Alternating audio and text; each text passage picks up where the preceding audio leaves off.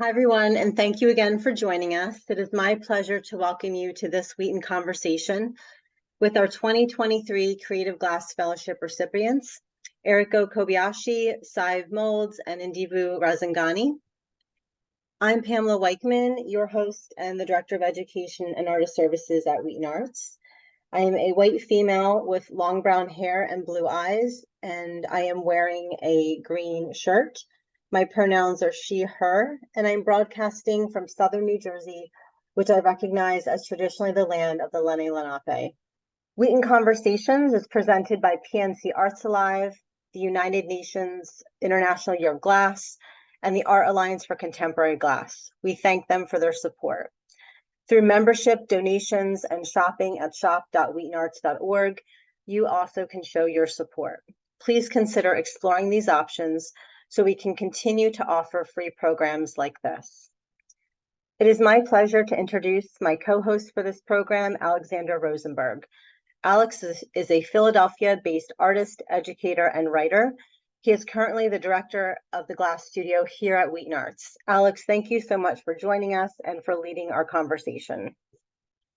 Thank you, and thanks for everybody for tuning in, and thanks to our fellows for doing this talk while they're physically here. That's an unusual situation, so you can see we get them all on one camera instead of zooming in from different locations. And I think we're going to get to hear a little bit about their process since they're still kind of in the thick of it. I'm going to briefly introduce the three of them. Eriko Kobayashi and Sadhbh Mowlds both recently completed MFAs together. We didn't know that when we were selecting fellows, but recently completed MFAs together at SIU in Carbondale. And Ndivhuho Rasengani, he also kind of recently finished an MFA 2021 from Rhode Island School of Design. And we're pleased to have him coming from Chicago via School of the Art Institute, where he was teaching. So I'm going to let them tell you a little bit more about themselves, and I think Sadhbh is going to get us started. Hi, I'm Sadhbh. I'm obviously one of the three fellows. We're going to do this a bit differently. We're all going to be on one couch, and we're going to do little mini intros about our previous work, and then kind of open up to a discussion, show and tell about process, and how we make some of the stuff that we make. So I'm from Ireland originally. I've lived in Berlin, I've lived in the States. I'm kind of currently trying to come back to Ireland. So I'm just going to show you some of the work that's relevant for the stuff I'm doing right now at the residency. This is called Blood of Vine. This is one of the first projects I did, or it's the first project actually with the process that I'm working on now, which is hot mold blowing, in a way that I'm trying to achieve a kind of representation, a real representation of flesh or skin. So these pieces are all sculpted first, and there'll be more images of this process later, but they're all sculpted first and then make eventually a plaster silica mold, blow into that, and then pick them back up and assemble them hot. I work a lot with ideas of consciousness, what it means to be self-aware. And I look at those ideas very much through my own experience and lens as a woman thus far. These pieces are all part of the same series. They're very much focusing on the negative effects of organized religion, particularly towards our collective perceptions towards women's sexuality, reproductive rights, particularly with this piece, menstrual taboos.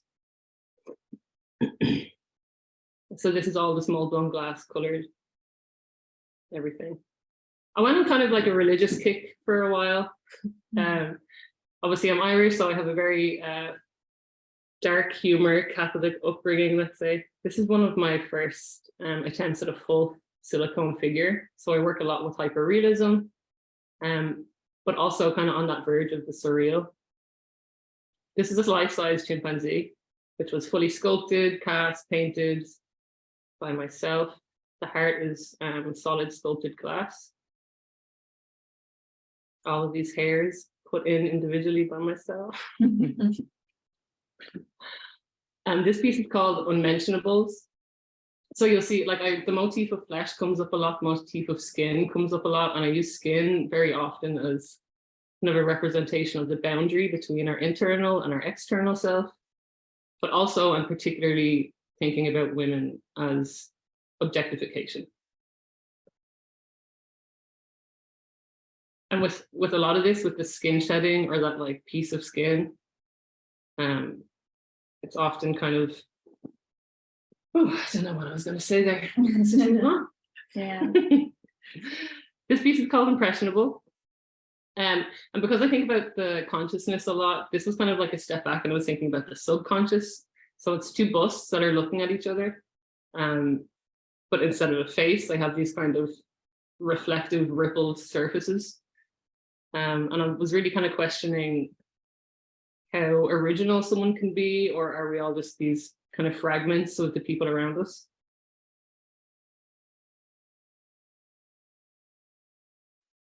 This installation is called All Tied Up. This is mostly glass.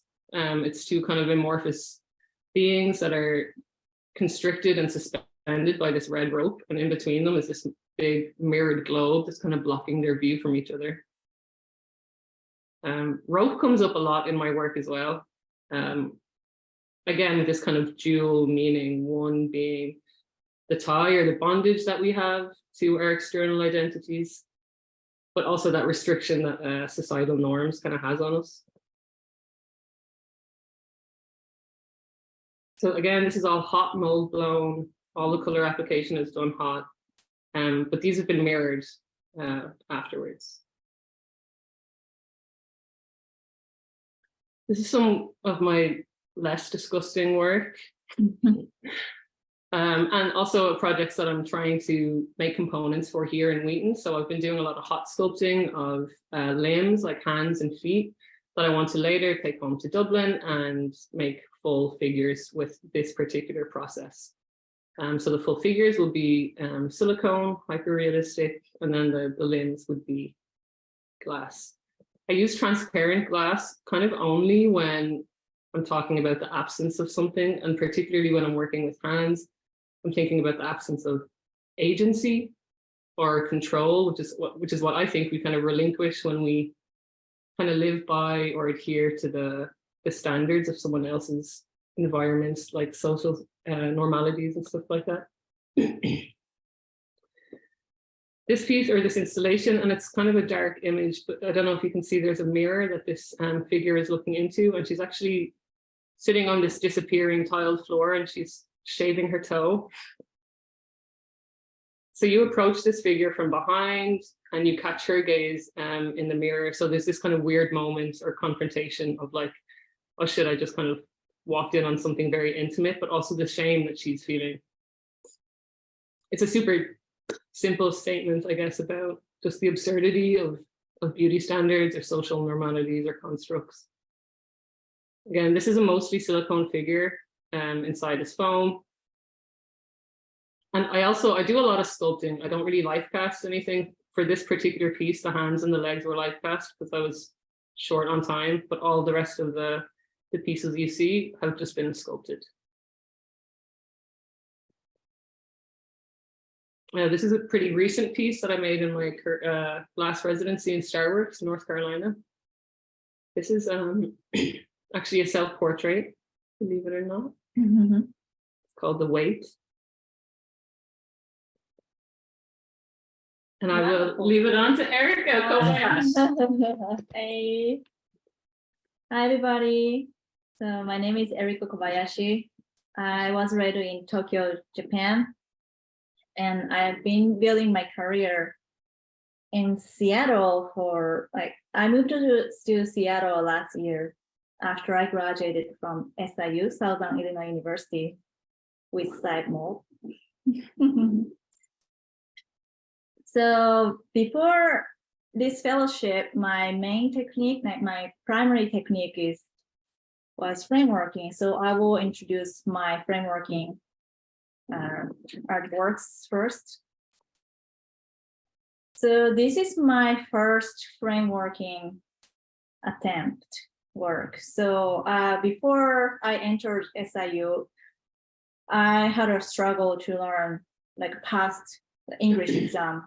So at that time, I was sitting on chair for all day and building up my skill all day. So using a pencil as my symbol of studying and learning. So when the pencil becomes shorter, my knowledge gets absorbed. So that's why I made it pyramid shape. And that is my next attempt, still life. That behind the story is I stayed at my friend's house in America. My friend cooked bacon in a microwave, and I was so shocked that time. Then, yeah, and if the culture is different, the cooking method is different as well.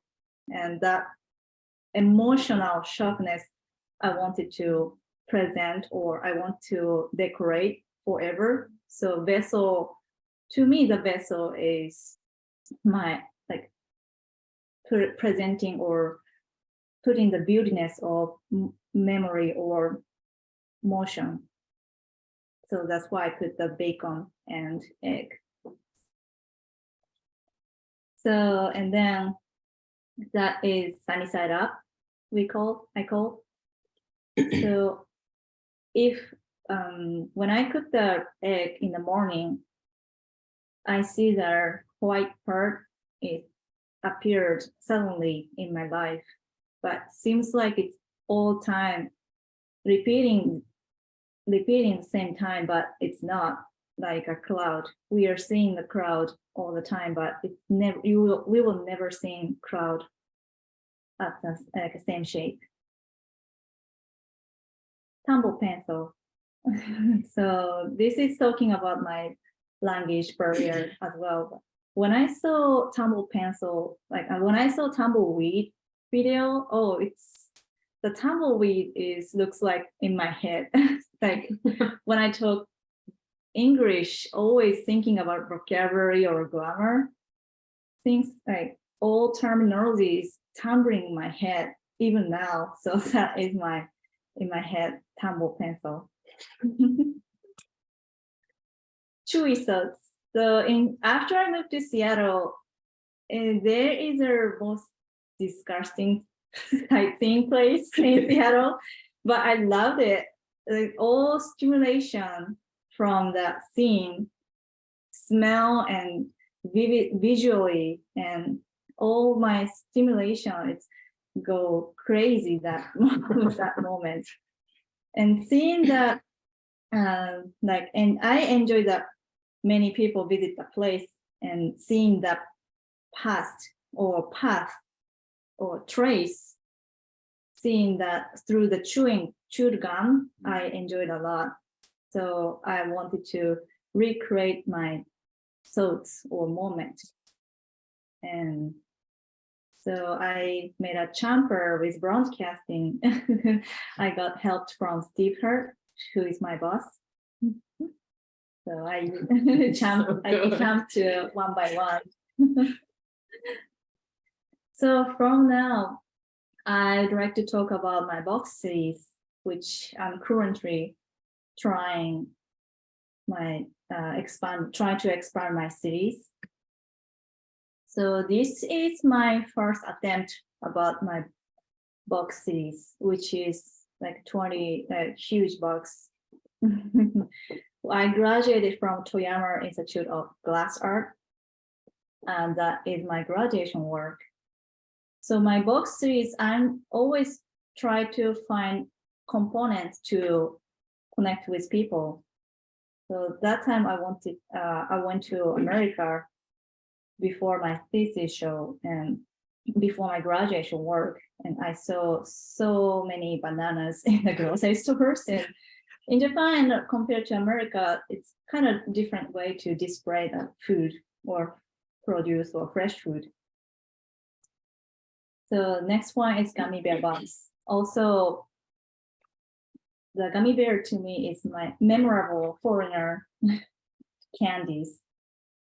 And the box series itself is talking about my little bit childhood. I grew up in Tokyo, and little bit tiny apartment I grew up. And my mom used to jump packed in the plastic bin, everything.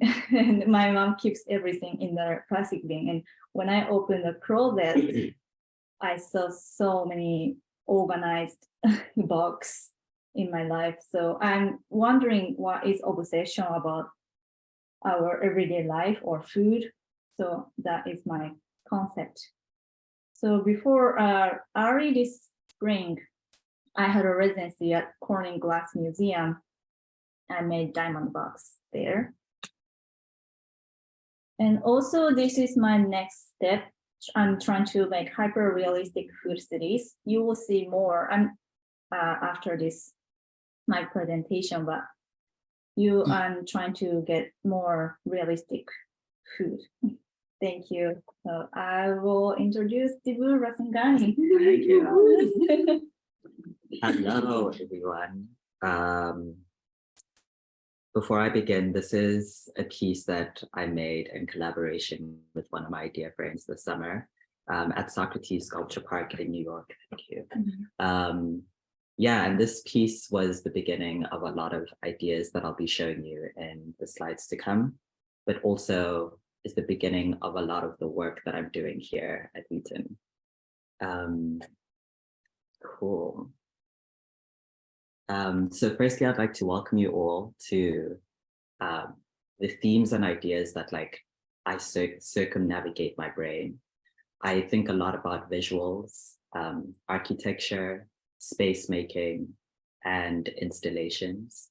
And in that, I always think about movement. So this summer and this past year, I've been collaborating with a lot of my friends, thinking about movement, their dances, because in 2019, I first made my first kinetic sculpture, which are these concrete blocks. And from that moment, I decided that I was really, really engaged and invested in creating spaces, but using the sculptures as objects, either as walls, windows, apertures. My sculptures would become the city that I'd want to see.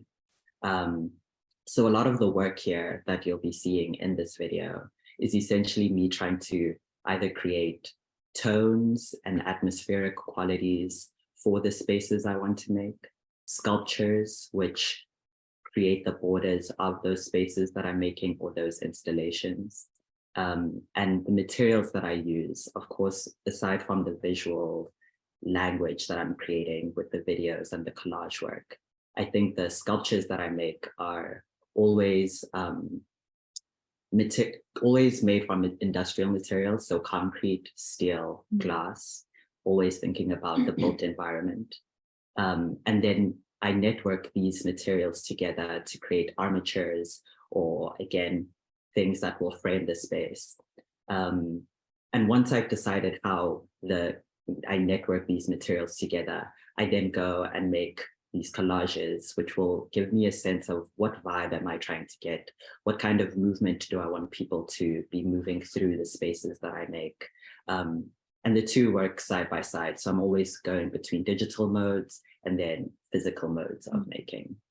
I got introduced to glass in 2019 from one of my dear friends at university, Sean Salstrom and Jocelyn Prince. And from that moment on, I was like, oh, the glass is the way that I can start to storytell because it just holds so much memory and material. And then with the steel armatures that I make, I'm always, for me, that goes back to my architecture background, where I think about what are the bones that hold things together, societies. Yeah.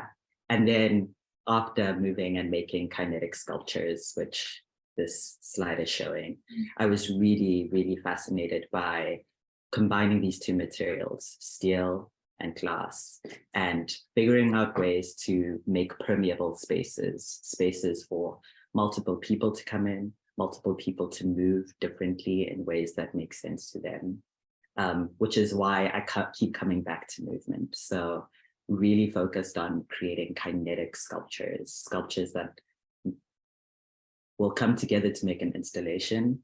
And then in that installation, people are able to move and navigate through the space, but that space is always changing because the way you move through that space is so particular to you. So yeah, I think those are some of the themes that I'm like really keen on like investigating. And a lot of this work is dealing with that, like really focusing and honing in on that.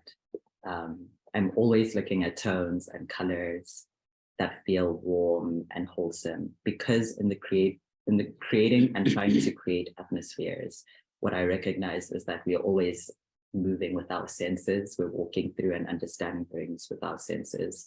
So I think the collage portion of my practice is always trying to see what colors feel good to people, what tones and textures make sense to people. How can I build my own environments that feel good and wholesome and have some of the energy that I bring to spaces? Like, how can I create spaces like that? Yeah.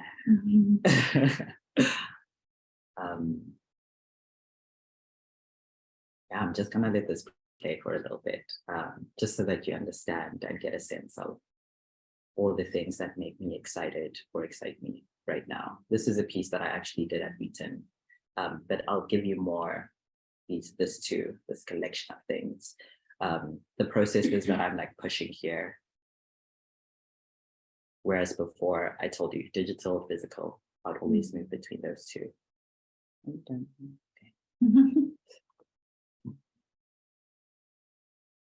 And scale. I think moving between scales is something that I've been working on. So all of these images and sculptures are quite small, many components that I always put together and then create a large installation. I think that's something that I've always thought through, like how to make small components that can make bigger spaces, almost like a brick in a building. One brick multiplied by many bricks in relationship with them can create a home. That home, amongst other homes, can create a city.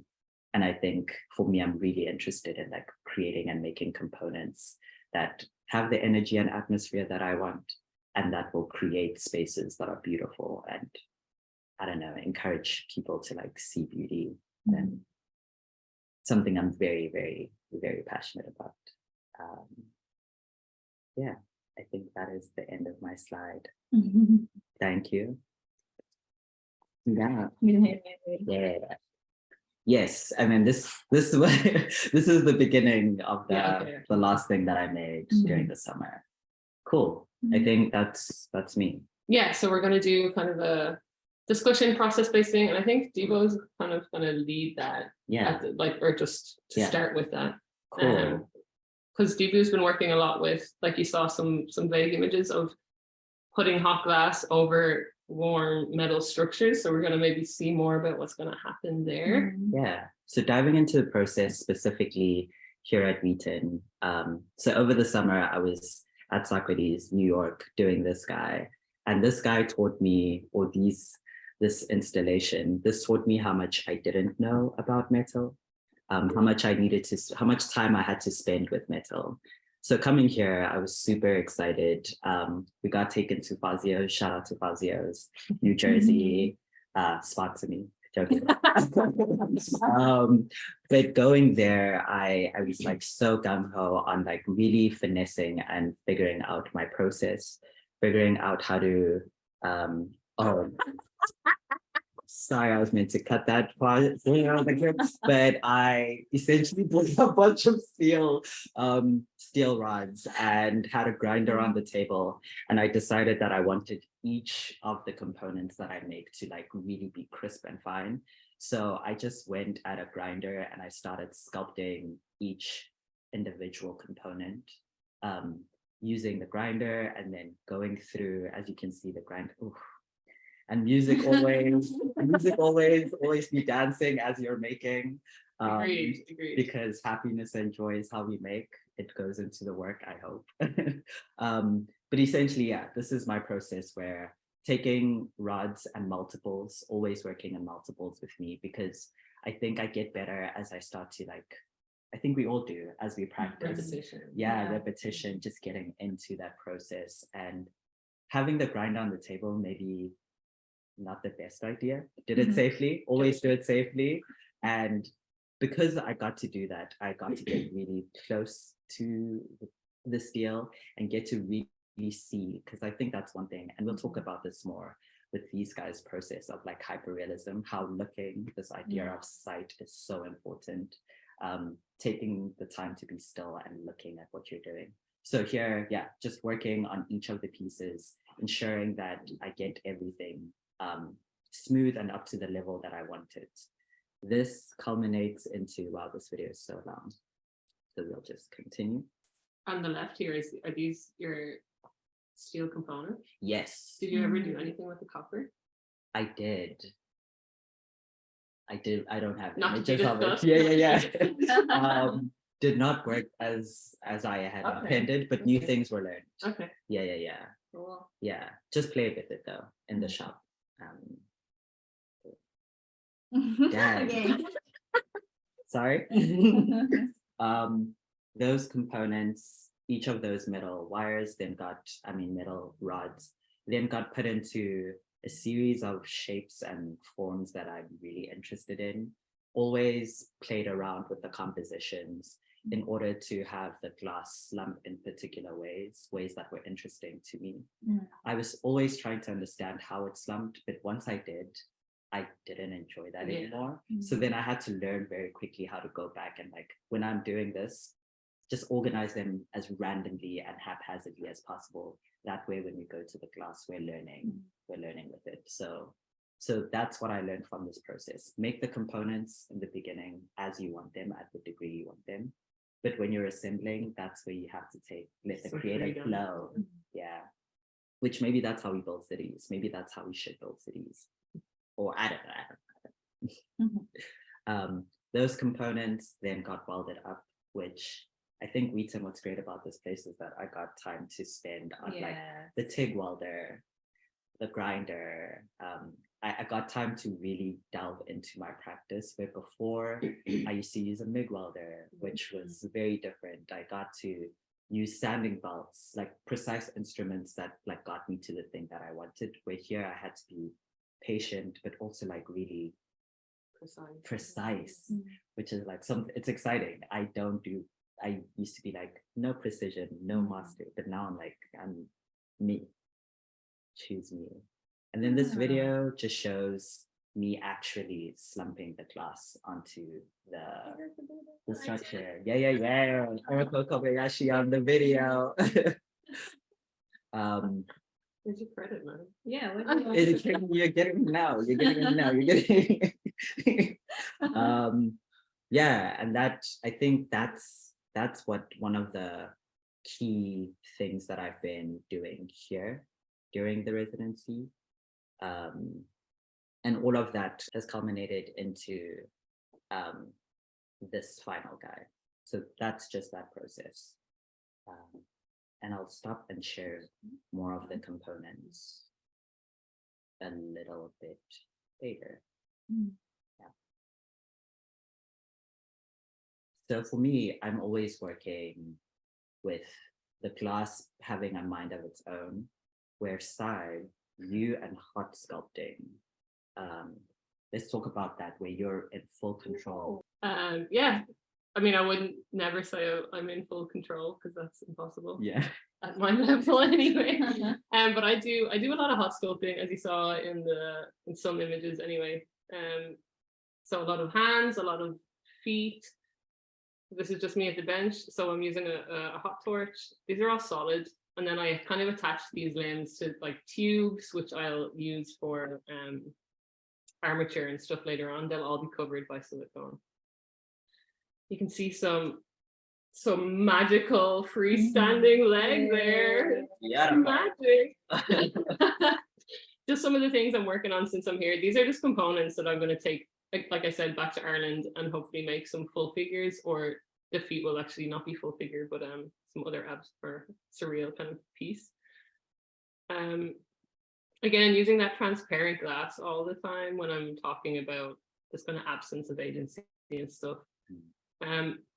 So a lot of my work really starts with sculpting, and that might be in the hot shop, but a lot of my stuff is not glass whatsoever, but it also kind of originates from the sculpting process. And I'll sculpt usually in a wax oil-based clay. It's called monster clay. And that stuff can be melted down and cast with, or it can kind of get really hard and you can get the really fine details in there. So here's just some examples of the things I've been casting. The vulva on the left is what I'm actually working on here. So I'm working on a few of these pieces. Yeah. Some more sculpting. The two images on the left are also something I'm working on here. I actually sculpted these in my last residency in Star, but I didn't really quite resolve them. So I'm trying to figure out how to fully make them with ease here. You can see that bottom image on the left, that's cut in half.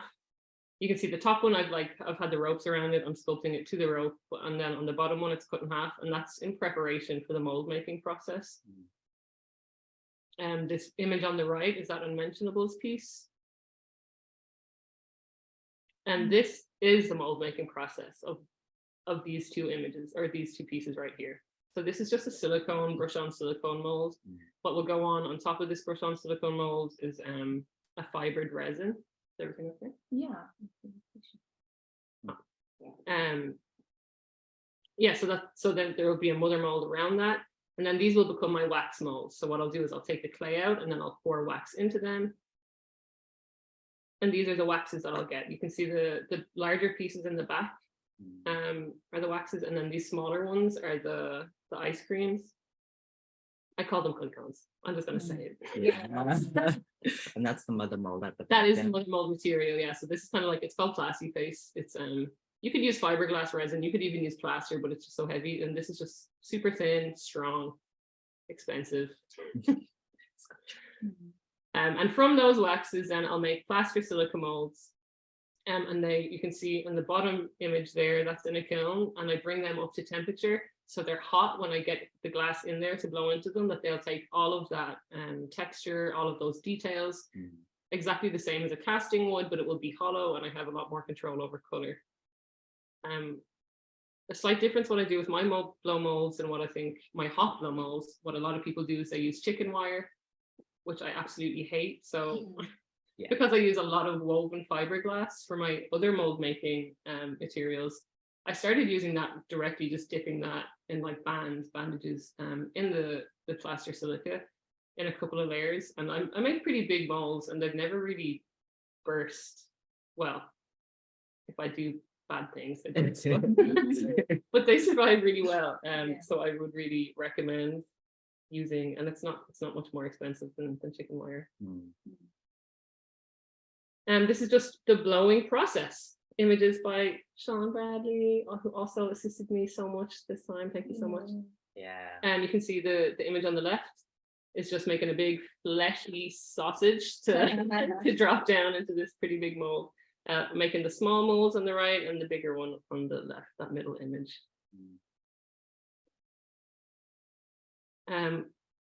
So I do like everything that I do inside the hot shop is kind of relatable or translatable to outside the hot shop, or maybe the other way around. I do a lot of mold making, so be that for glass or for silicone casting. And here I'm kind of mixing both. So I've used my, this is how I made that piece, double crossed. So I made my hot sculpted hand, and then I sculpted an arm around that, then made a mold for that, and then took it all out, took the clay out, put it all back together with the glass, and then poured my silicone in. The materials that I use for these molds is just resin fiberglass, and you can see that on the far right image. They're super light, super strong. Yeah. It is a little bit more expensive, but you can use them as much as you want. And it's not as fragile or as brittle as plaster, which again, I mentioned, I really hate plaster.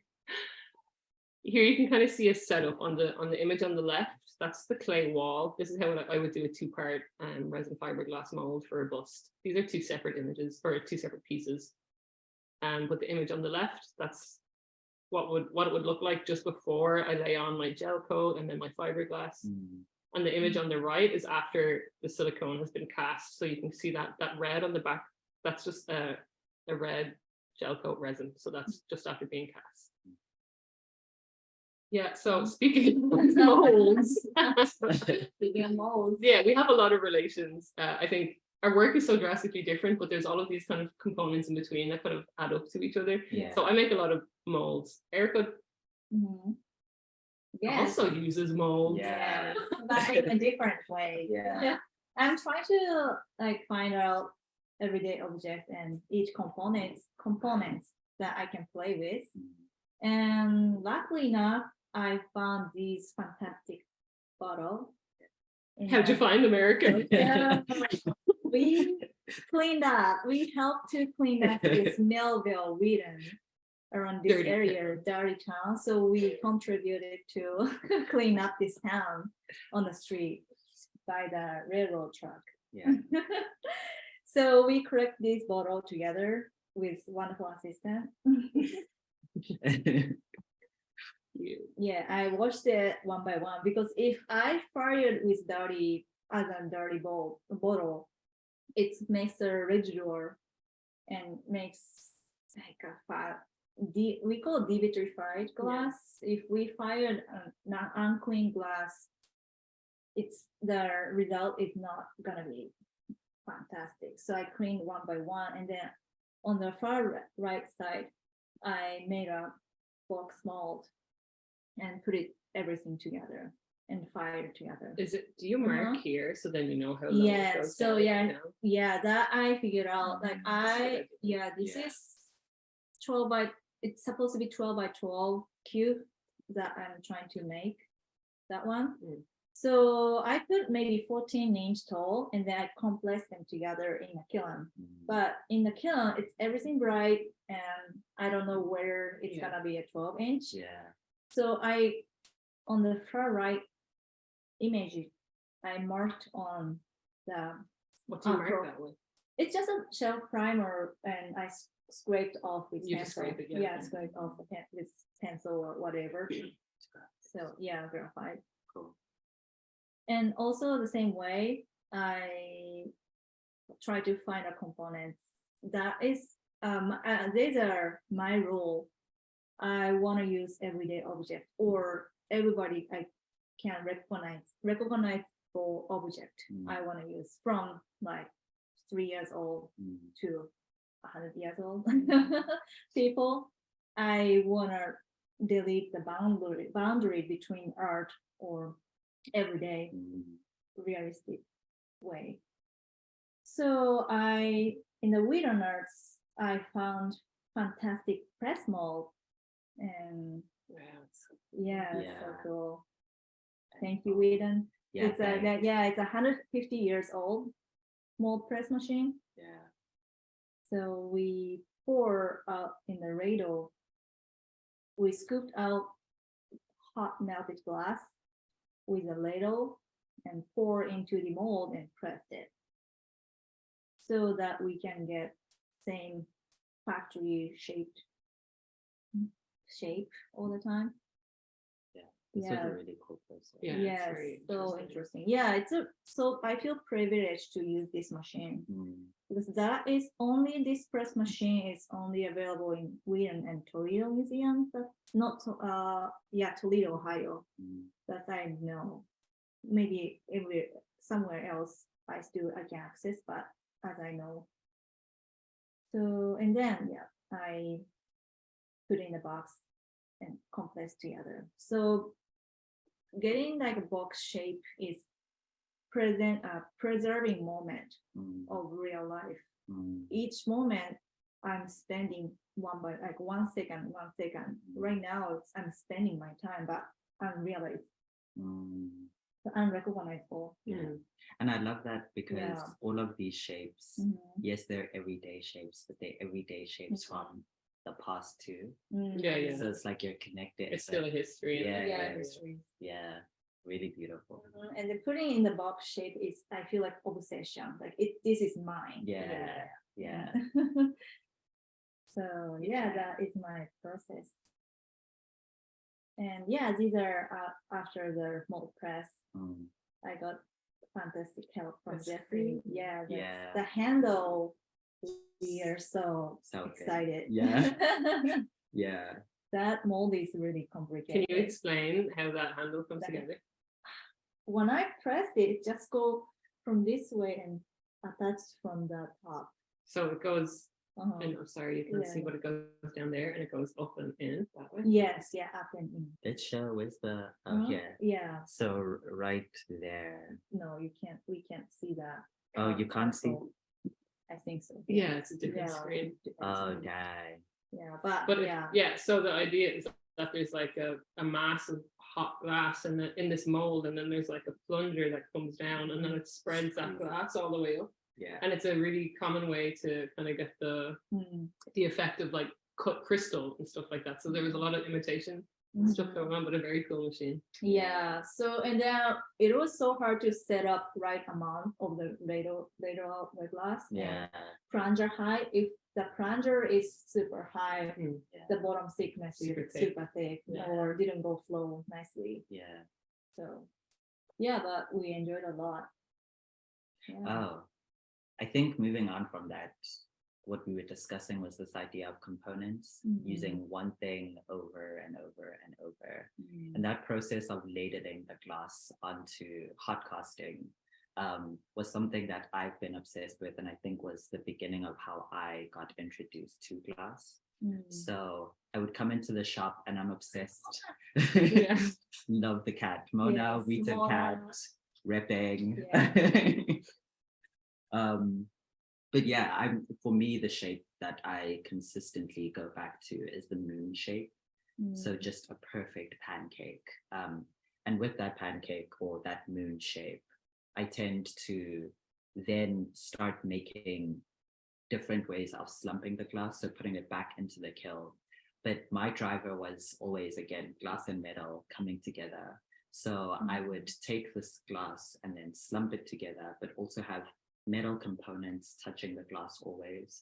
Because I think for me, one of my drivers is like, how can I get all the things that I make, specifically the glass and metal, to be as compatible as possible? Like, I want to be able to wrap it around the glass. I want to be able to let it just touch the glass a little bit. Where here with the slumping, I was like, okay, I'm going to try every variation of relationship that I can with the glass and see ways that I can either make the two work with each other or have it break, but break in a way that I want, where I can start to control the cracks. So a lot of the moons that I would make, I would then put into a different way, like different series of like figuring out how does metal work with the heat? How does glass work with the heat and the metal? How does, so I just started like playing around with, kiln work, which is so great.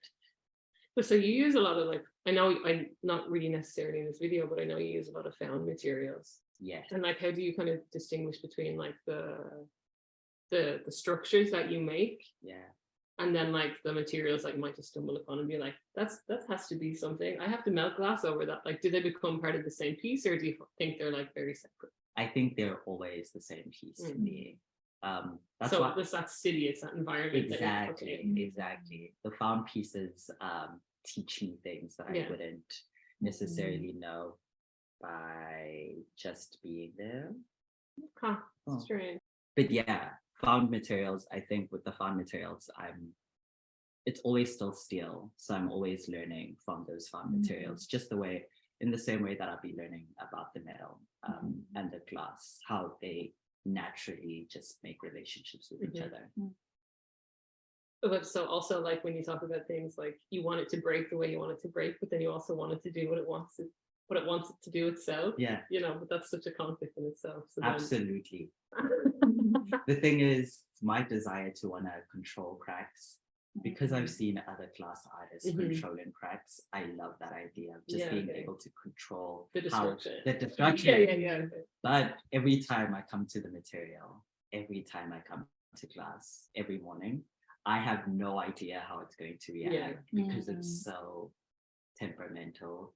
So my desire, I know it's never going to get met, but it's exciting. Yeah. But you want to like, do you want to control the crack the way you want? Yeah. Oh, I see. Everything. If I could control everything, I would love to do that, but I know it's not the case, which is why I always use transparent glass. At this phase in my career, trying to understand the relationship between metal and glass, I know that there will always be cracks and breaks. So I only work clear. I haven't touched color Would you be interested in doing In the future, in the future? when I'm ready. Because like Yeah. there's something very beautiful about transparent Yeah, glass, you it's know, and nice. colored glass is it can be very kitsch and very cliche. So Yeah. I kind of And optically, it's doing another thing. It's Mhm. teaching me, color teaches me different things, but optically what this does, Mhm. yeah, just helps me with understanding the relationships. that yeah, I'm it's more building. I clarity. saw someone is controlling craft with a compressed air. So why it's top temperature, shoot the air, compressed air, and they make a craft intentionally, Yeah, but not Tomorrow. with it. Yeah, tomorrow. tomorrow. Let's go. Mhm. So going on from what Ndivhuho was saying about transparency and stuff, and yeah, I do use a lot of transparent glass, like I mentioned, but when I'm using these kind of hyperrealism special effects techniques and trying to apply them to glass, I will use a lot of very fleshy glass color. So coloring is a very big part of my work, be that in glass or be that in silicone. And I'm always trying to achieve these layers. So what I'll do with glass is I'll start with the image on the top left. That's just glass rod. It's solid glass color, and that's what we use to color large amounts of blown glass. But I'll use that as a base, just like I would cast silicone in a base. And then in the hot shop, once that's picked up and blown out, I will then roll that or sift layers and layers of glass powder. Just as I would with the silicone, where I would airbrush layers and layers of colored pigmented silicone.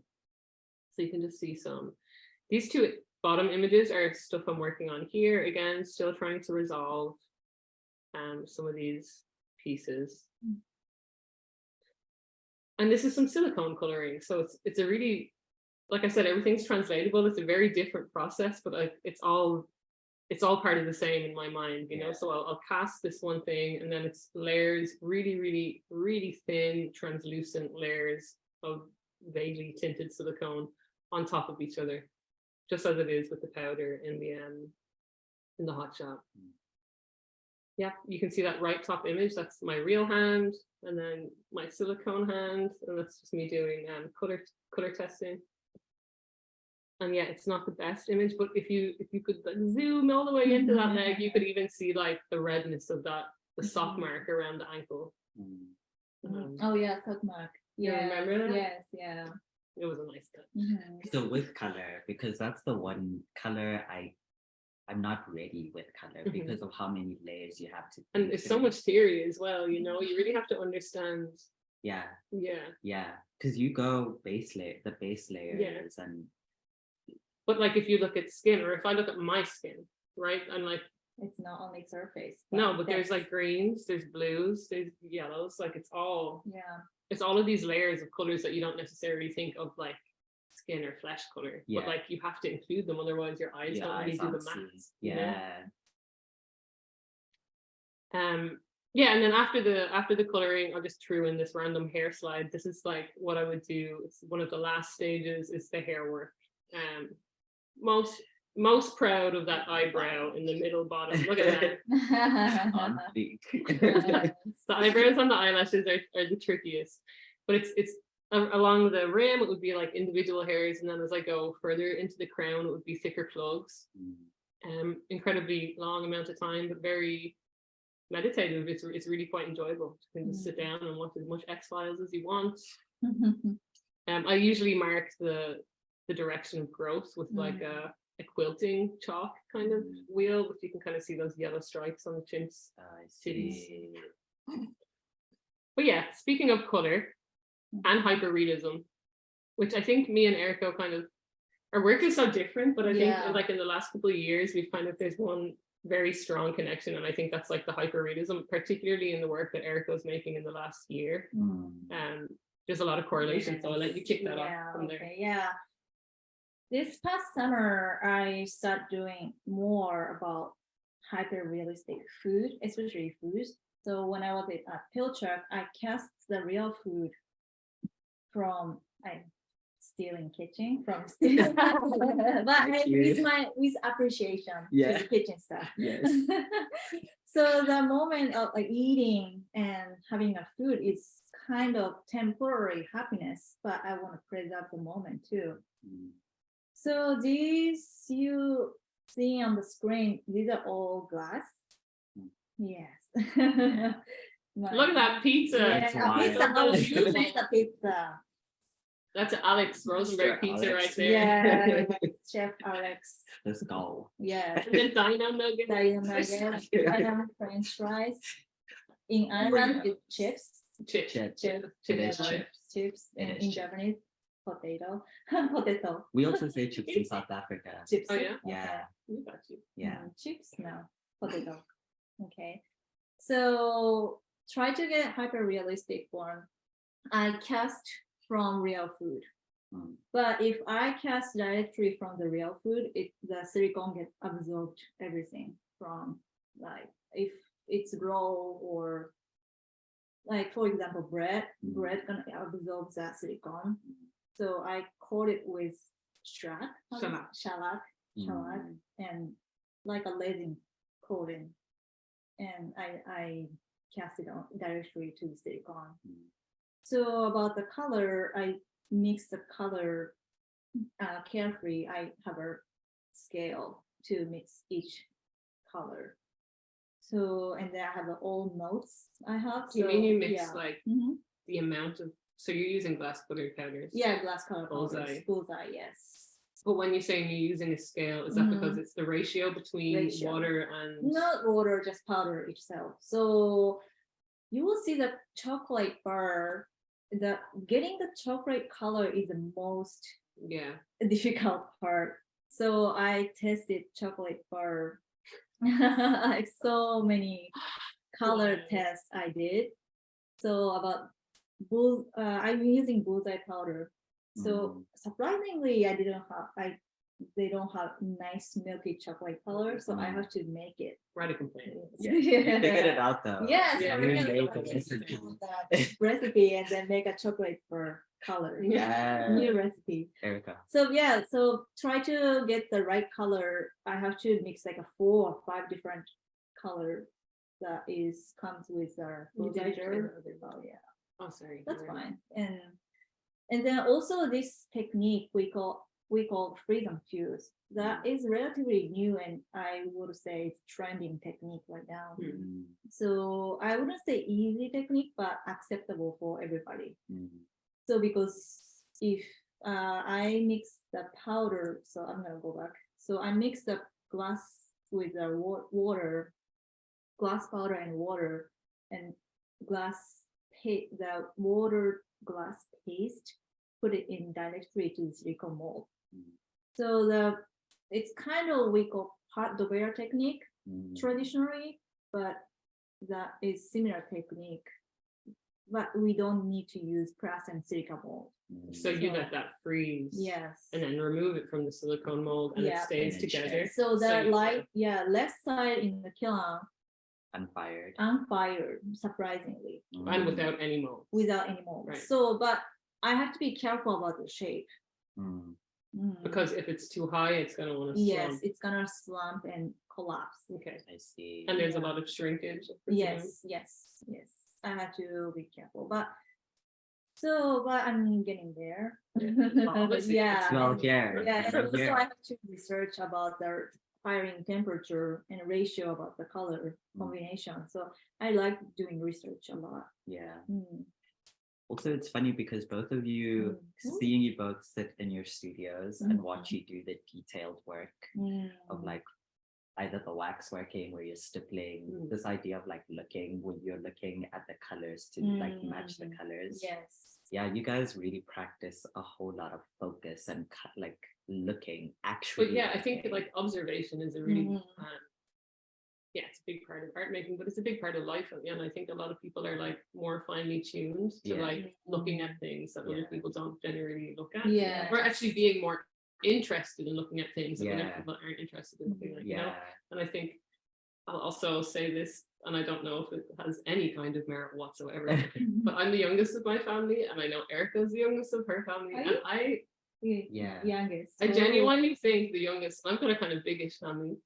Shout out if you want it. Ah, I've got a kind of biggish family, and I think being the youngest, like you learn to observe things, like you're Yeah. looking a lot. There's a lot more going on. There's a lot more to look at. Yeah. And I don't know if there's It's anywhere true. in that, but Yeah, I think really all the youngest kids are so observant. Yeah, I think remember my dad mentioned that my dad changed the milk, the brand of the milk. My sister didn't, whatever. Yeah, she, yeah, yeah. She eats a cereal with that, but I was complaining. Did you check the milk? How dare you? And realize that moment that my dad was surprised that, Yeah. changing the milk brand. That's interesting. Hypersensitivity because there's more Yeah, I'm sure it's not down to Yeah. just being the Yeah, youngest. that's an additional layer. Yeah. No, I feel that. Yeah, I don't know. Let's look at. Next one. Oh yes, and then about the realism. I love this. So the frozen fuse has a little bit like a limitation because it's always have to flat, and also I'm trying to look what kind of medium I can play with glass powder. So I was thinking I want to make glass pasta or glass ramen. Yeah. After all my research, I found a medium that I can make a glass dough and then put in the pasta machine. Pasta She be maker. cooking. Yeah. She be cooking. Notice the chef hat. Yeah. She be cooking. Glass cooking. Very cool. Yeah. So I love researching too. What's going on? Okay. Yeah, I love researching. And after the WheatonArts, the great things is 24 access. I can research or I can contribute. Yeah, my time 24 hours experiment, non-stop experiment. Yeah.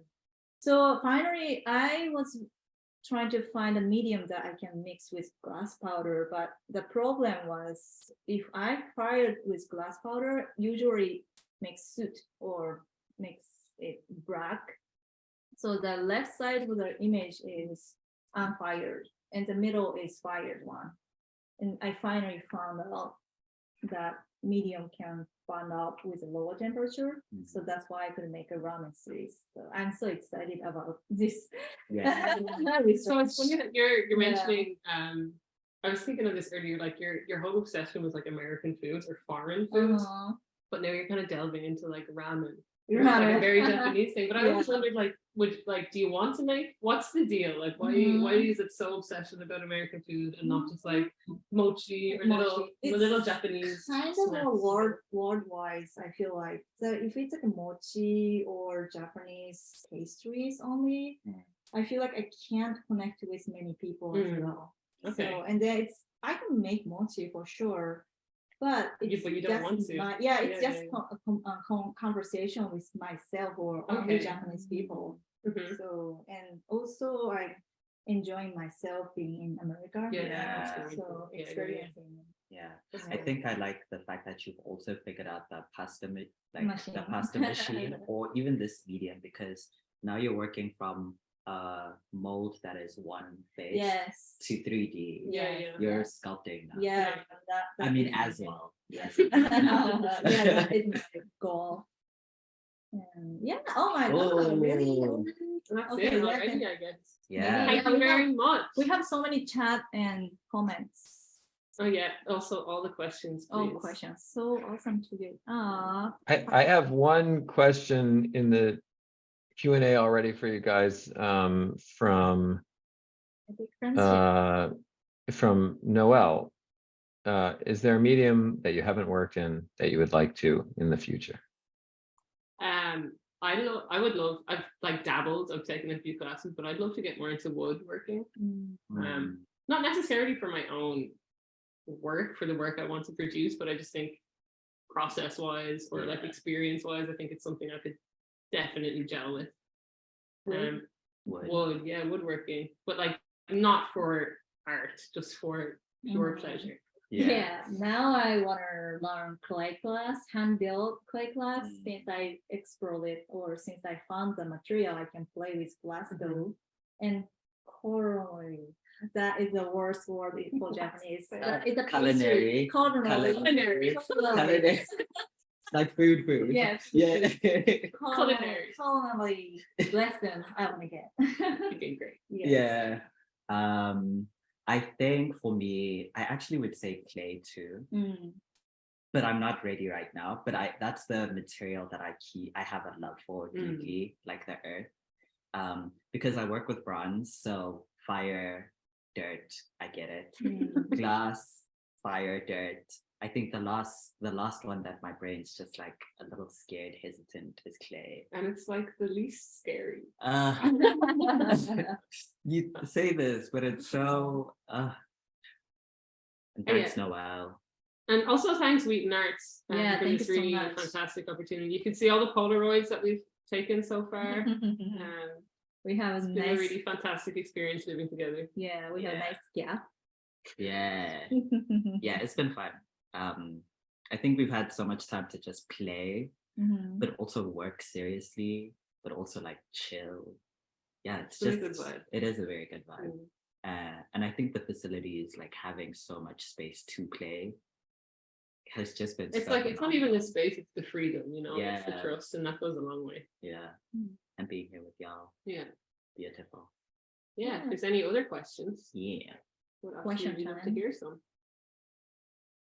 I think I'll give you guys one more. I think one of the things that was interesting to me, just looking at your work in comparison to one another, is everybody seems to have something a little bit about body. You know, like Sadhbh, there's this kind of viscera, and Eriko, I think so much of the food is like about this kind of desire. You know, you can kind of imagine it.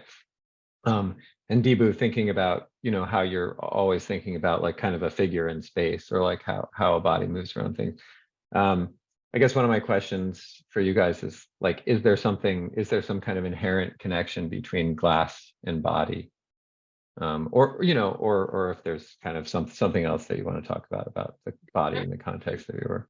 Earlier, Alex, in relation to Ndivhuo's work, because he was talking about how you know he wants people to move in the space, or movement is a very big part of that, but then like those steel structures are the architecture. But then I was considering maybe the glass with that freedom to move is In kind the of the body. representation of of the Yeah. body. So I picked up on that. Yeah. For Yeah. sure. And I think because glass flows and moves just so organically, or at its own whim with gravity, of course. Yeah, glasses helped me understand movement. So I did glass first. I used to dance or actually when I was much younger, used to dance a little bit.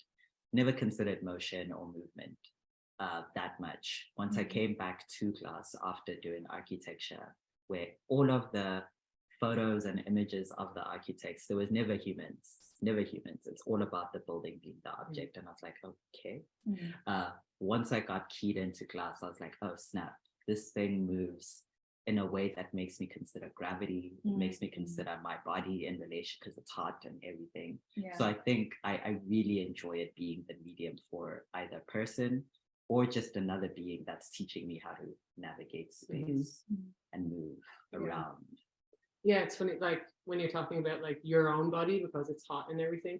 Like I think my work, I wouldn't necessarily relate glass to my work too much, because I'm like really trying to force the glass to do what I want it to do, which is not very like natural of it. But I think, like you were saying, the experience of making glass is more a part of the work than the glass being glass. Because it's like disgusting and gross, and it's like you said, visceral, and it's this experience, very, very bodily experience. Which all of my work is about bodily experience, you know. So although when I think about glass, and for me, the first thing that I wanted when I came to glass was I wanted glass to be perpendicular, 90 degrees. I thought it would be the structure. like corners. Always. I'm so obsessed with glass being like orthogonal. Yeah, let's stop sharing actually.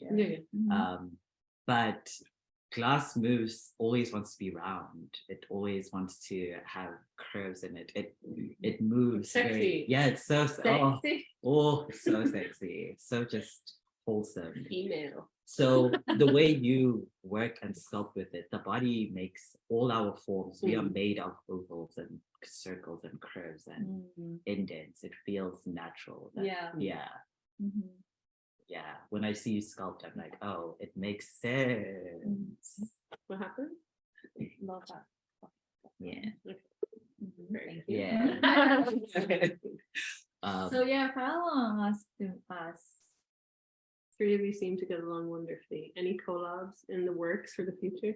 Well, me and Eriko have like been talking about doing a collab for Yeah. years, and we've never really had the balls or the effort to do it, I guess. No, we It's we're coming. missing Yeah. time. We're dropping the album soon. Any requests? But I mean, it would be very easy to combine both of our works and call that a Yeah. collaboration, but I think to fully collaborate with someone is to kind of start from scratch and to not really Yes, like it's pick like- from what your Yeah, own if we're gonna reservoir. collaborate, it's gonna kind of like a hodgepodge. Like Exactly. Hodgepodge? Yeah, yeah, like- Yeah. Saying that, I would also love to just combine our work, you know, that, Yeah. like, so there's different kind of levels of collaboration, but I think to really truly collaborate with someone is to like start from scratch and really like build from that about your interest or what you really want to work on. Yeah. And I don't know if it's in the future. You're a collaborator. You're Yeah. definitely in there. Yeah, absolutely. I'm a bit too selfish, I think. Yeah. I think I'm not ready with my processes. Like this residency made me realize how much I still want to learn about myself in relation to the materials. So I'm just learning still. Yeah. I feel like I'm a baby sculptor Yeah. artist. Like I'm only now starting to see more of what I'm wanting. Possibilities. Yeah. Where in the future, once I'm good, down packed, starting from zero will be easy. It'll be like, oh, I know what I can Yeah, yeah, bring yeah. and do. And But then you kind of lose a Feel- bit of the magic when you know everything, you know, you want to kind of, No, you're at do the it when it's devices, like, yeah. Makes Yeah. sense. I think that's it, isn't it? Yeah. Yeah, thank you guys so much. This was a really good one. I'm gonna pass it back over to Pam to close us out. Thanks, Yeah, Alex. Thank you. Thank you. Thank you all so much for all that information you've shared about your work, your process, how you arrived at where you are. And one of the things that I felt was really interesting, Sadhbh and Ndivhuho, about your layering is that in Ndivhuho, one of the things that struck me about your work when I visited your studio were the layers of textures that I saw. And it's interesting that Sadhbh is working with more layers of color. And then one of our participants asked if you would be interested in collab, and it seems like that almost is like a way, like an entry into like a color layering to like work through your layering of like textures, because that for me stood out a great deal in your work. Yeah. Welcome.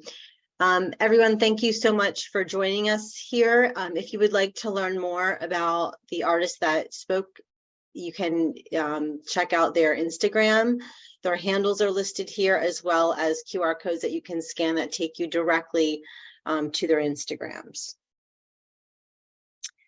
And please be sure to register for our next Wheaton conversation. It is a bonus episode with Amber Cowan and Mary Mills. They will discuss the now current exhibition in our Museum of American Glass, Alchemy of Adornment.